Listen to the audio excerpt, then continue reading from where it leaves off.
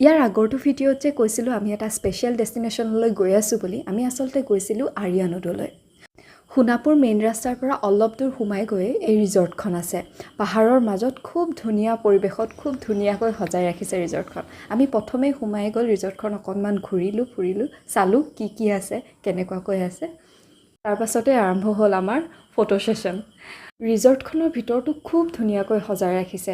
ডেক'ৰেশ্যনবোৰ বিৰাটেই ধুনীয়া আৰু নেচাৰেল পৰিৱেশৰ মাজত গোটেই বস্তুবোৰ নেচাৰেল ৰাখিবলৈ তেওঁলোকে চেষ্টা কৰিছে। ৰিজৰ্টখনৰ ভিতৰত এখিনিমান শহাপহু পুহি ৰাখিছে আৰু লগতে পুৰণা বটলেৰে তাৰ ডেক'ৰেশ্যনবোৰ কৰা হৈছে, যিটো নেকি দেখিবলৈ খুবেই ধুনীয়া হৈছে।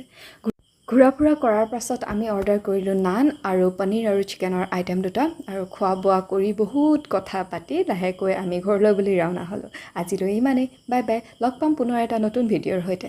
তাই লোকে লেব পৰা বাহিৰে বাহিৰে গুচি আহিছে ফটোৱা নিচিনাকে।